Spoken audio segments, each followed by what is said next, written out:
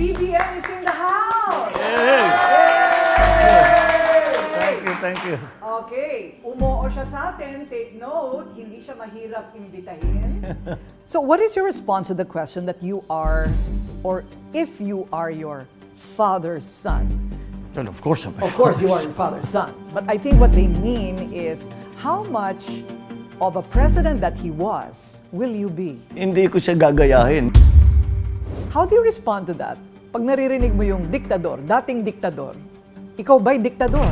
Why should the Filipinos vote for BBM? What are the best things about a BBM presidency? It will be inclusive. It will be constantly in search of excellence. And we will bring a wealth of experience and talent to government.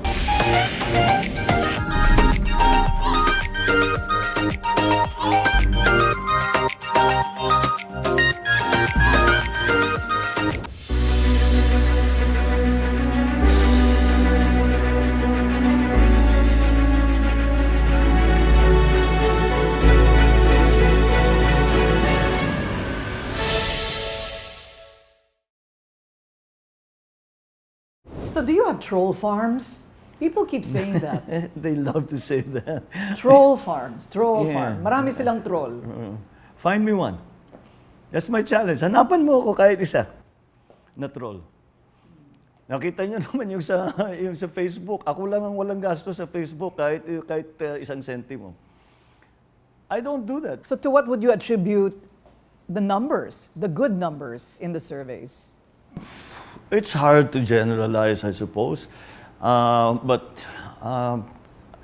again, it is because I think the message that we are putting across, that of unity, kinikilala naman ng mga Pilipino na yun talaga ang kailangan. Kung ayaw mo sa akin, di tumulong ka ng sarili mo.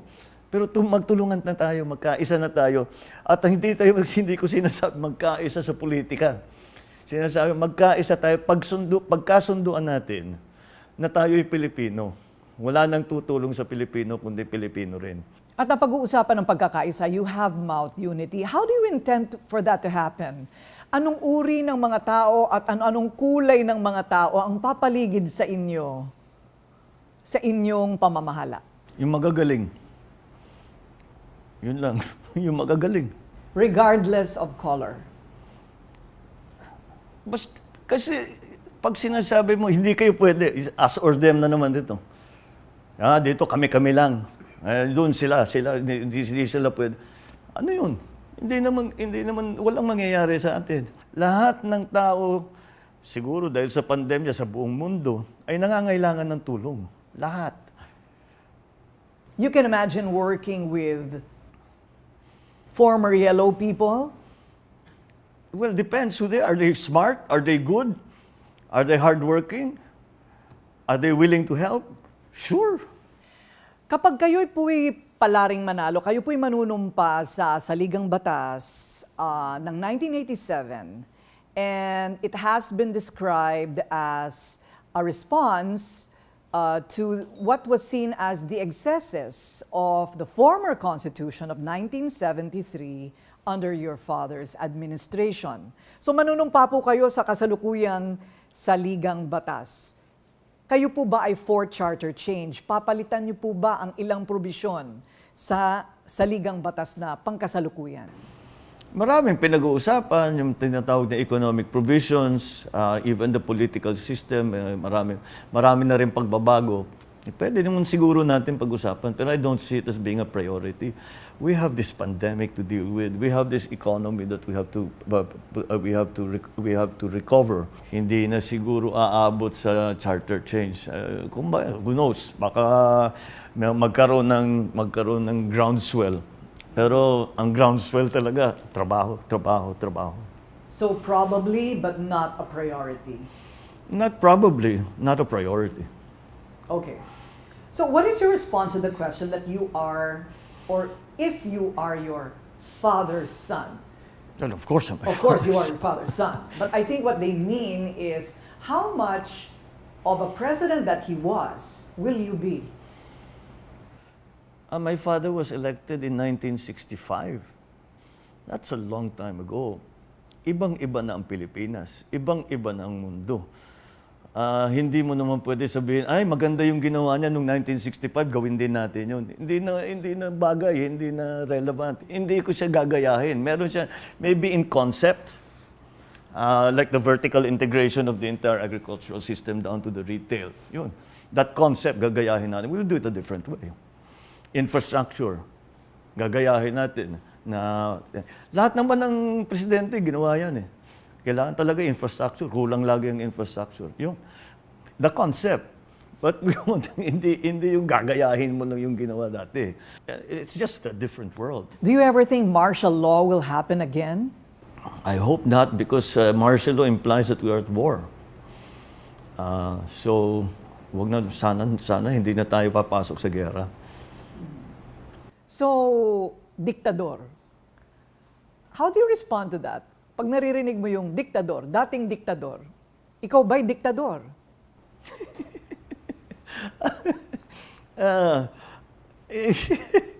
Siyempre, ang mga nagsasabi nun, yung galit sa tatay ko. So, tinatawag siyang ganun. So, again, politika yan eh.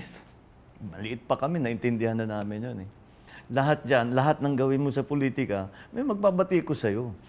Dahil gusto nila siyang nakaupo dyan eh, hindi ikaw. Kaya sisiraan ka para ilalagay ka doon kung ano-ano pinagsasabi. Ganun. So, very young, I remember I was still very young. Media censorship. What are your thoughts? I don't find any reason for what you would call censorship.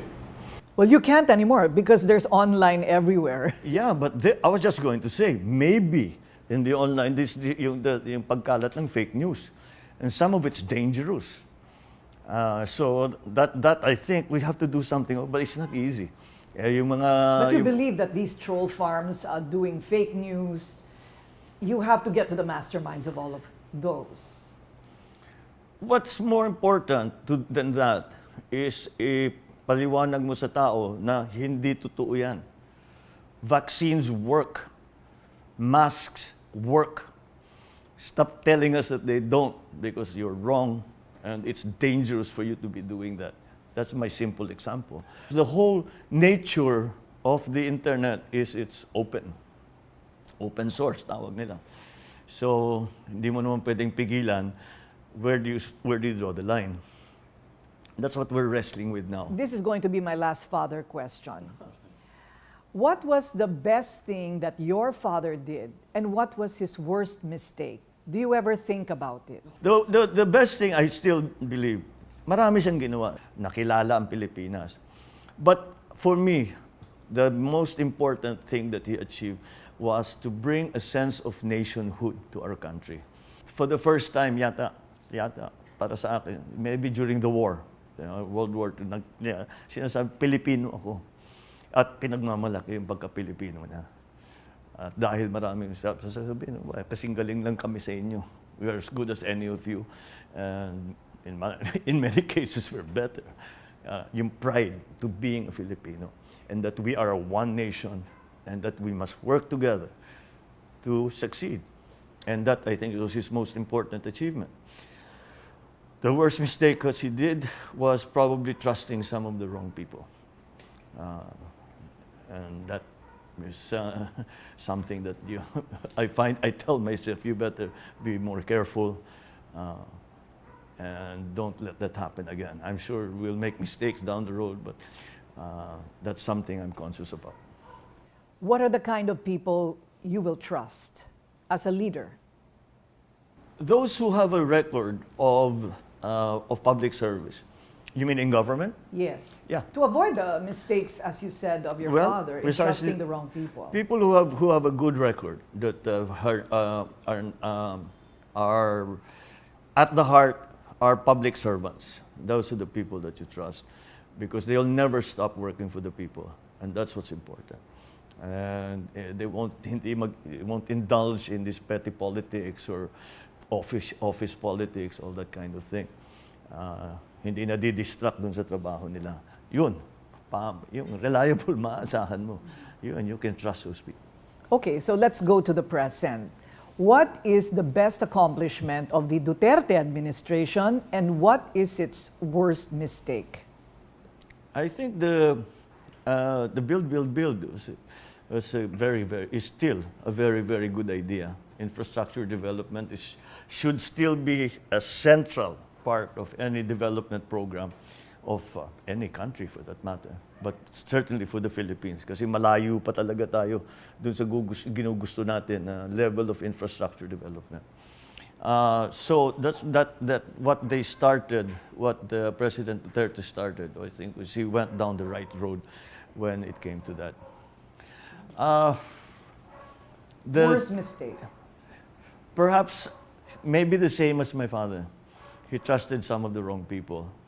And kung minsan siyang napapasama, kahit wala naman siyang kasalanan. Kasi yung mga tao niya, kung minsan hindi, yung mga nandyan sa gobyerno, hindi tumutulong. Hindi tumutulong sa bayan, hindi tumutulong sa kanya.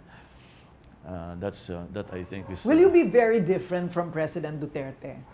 I suppose so. We're very different people. I imagine, yeah, sure. I imagine that I will be. Kilala ko naman siya, matagal ko na siyang kilala. Pagkakilala ko naman sa sarili ko, parang hindi Ibang-ibang personalidad. Hindi kami magkapareho. In a good way, maybe. From some of your pronouncements, sa mga naririnig namin, lalo na sa issue ng West Philippine Sea, ang pakiramdam ng iba, you are friendly to China. And so gusto naming malaman kung ano ang iyong posisyon sa China. Sila ba ay kaaway o kaibigan? Kailangan trato natin sa lahat ay kaibigan. Ngunit, hindi naman ako pumapanig sa isa. Pumapanig ako sa Pilipinas. Yan lang naman ako. Dito lang naman akong interesado dito sa Pilipinas. Meron akong nasabi, meron tinanong sa akin kung magpapatulong ako sa mga Amerikano. I interpreted it as sa negotiations with China. Hihingi ka ba ng tulong sa Amerikano para sa negotiations ng China? At ang aking sinagot ay hindi. Dahil the problem is between the Philippines and China. However, it was interpreted as saying, I will not ask help from the United States in general. Mali yun. Hindi totoo yun. Paano ko naman gagawin yun? At napakalalim ng pagkakaibigan ng Pilipinas at saka ng Amerika. Gusto natin, kaibigan natin lahat ng mga karatig bansa natin. China's coastline is 600 kilometers away from the Philippines. So we have to be good neighbors. So diplomacy, as far as the West Philippine Sea is. Yes, I don't see another way. Wala talagang ibang paraan. The COMELEC had said that if you are disqualified after victory, Sara Duterte, if she wins bilang vice-presidente at mananalo din siya, at kung matuloy ang disqualification, siya ang magiging presidente. Do you think this scenario is possible? Yes, if I am disqualified, that will be the transfer of power. Because when the president, for some whatever reason, cannot continue with their duties, the vice president takes over. So that's just our system. Are you threatened by the disqualification case against you? Of course. I take everything seriously. I have lawyers who are mounting my defense, and so I think they have it well in hand. Pagkasabi naman sa akin ay malakas naman yung kaso namin. So we will see what happens next dito sa COMELEC. What is your relationship with Sara Duterte? May mga nagsasabi na nagkakanya-kanya kayo. Parang may sarili siyang diskarte niya. Hindi kayo madalas magkasama. So anong uri ng relasyon ang magkakaroon ng BBM Sara kung pareho kayong palarin? Magkakaposisyon ba siya sa iyong gobyerno? First of all, hindi ko alam kung paano nila sasabihin nagsasarili kami. Dahil nung nag-start kami ng umikot, siya lagi yung kasama. Siya lagi kong kasama si Mayor Inday. She was always with me. Ang nangyari lang, natigil yung aming pag-ikot dahil nga sa surge dito sa Omicron. At hindi na kami nag-level 3 lahat, so we are not allowed to do what we usually do. Kaya hindi naman masyadong hindi na kami masyadong nakakagawa ng sabi namin habang hindi pa bumababa ng level 2, maghanap-hanap na lang tayo kung ano pwede natin gawin. Bibigyan mo siya ng kapangyarihan bilang vice-presidente. Kailangan magaling si Sarah eh. She's at the very least as smart as her dad, who is a very intelligent person. So that would be a waste, I think, of talent kung hindi siya bigyan ng pagkakataon na mag-serve. At kung hindi mo kapartido, halimbawa't manalo ka at hindi mo kapartido ang vice-presidente mo, ibabartolina mo rin ba, ibabangko at hindi gagamitin? Basta't handang tumulong ako kahit na sino ka eh. Kahit sino ka, kung vice president ka man, senador ka man, whatever, private citizen, basta't gusto mong tumulong, ay halika, sumama ka. Tulungan mo kami. Hindi namin kaya nang nag-iisa ito. Imelda Marcos in world history has a checkered description. What will your wife, Lisa's role be in your government? I think if you know my wife. Maliban sa pagpunas ang pawis mo, Ay, nako. napawisan ka, sinusuklay ang buhok mo. I don't know who you're talking about. That's not my wife. Kung minsan nga sinasabi niya that, I really don't like publicity. I really don't like. So you sure married the wrong guy, sabi ko, because I'm in public life. What happened when I was governor, lumipat kami she couldn't practice. Abogado si Lisa. Pero hindi siya makapractice kasi nasa Ilocos siya. Highly improper yun. Di ba? Siyempre, lalapitan siya ng mga kung sino, mga contractor para magpapalakas, di ba? Whatever. So hindi siya pwedeng nagturo siya. The other thing she did while she was in Ilocos was to provide free legal services. So meaning she's not going to be a fixture in Malacanang? Of course she'll be a fixture in Malacanang, but she will not be, knowing her, I'm trying to think, that if I asked her to join the government, baka sampalin ako. Okay, faster talk because we're running out of time. Okay. Drugs. How do you respond to that? Simple. I took a test and I got a negative result. That's my answer. Are you going to follow through the anti-drug policy of government? Well, the problem continues to exist. There is still a big drug problem in the Philippines. So we have to continue to work against it. Enforcement only takes you so far. We have to look at the other side of it. We have to look at the prevention side. What is your policy on corruption? The same as everybody. We want to remove it because of its corrosive effect on government and the people's on our society. But we have to do a better job. Why should the Filipinos vote for BBM? What are the best things about a BBM presidency? It will be inclusive. It will be constantly in search of excellence. And we will bring a wealth of experience and talent to government. Yay, palakpakan! So big!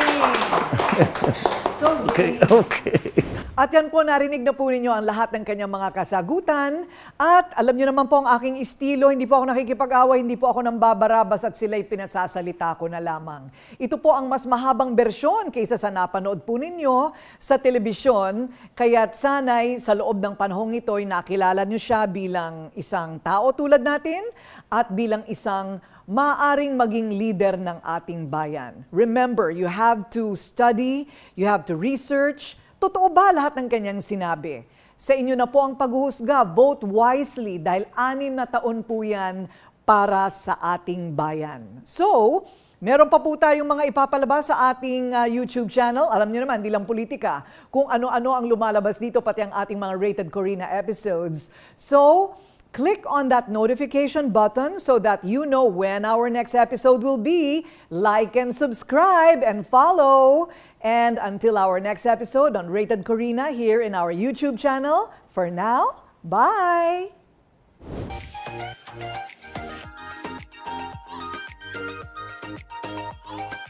The Pampakit. Itong Pampakit, ang bago nating packaging is meron na siyang bintana. So, hindi nyo na kailangan buksan. Naku, yung mga miron, bubuksan, tatanggalin para makita kung nandiyan ba talaga sa loob lahat ng 3 products all in one. And you save 95 pesos pag bumili kayo ng kit na. Kasi nabibili naman ito ng tingi-tingi. But if you buy the kit, you save almost 100 pesos. Sayang din yan, di ba? So inside, you have facial wash, and then the toner for pH balance, the micellar toner, and the bestseller 15-gram K-Magic Facial Skin Cream. Yan ang iyong beauty routine. Okay? So, ito ang tinatawag nating pampakit.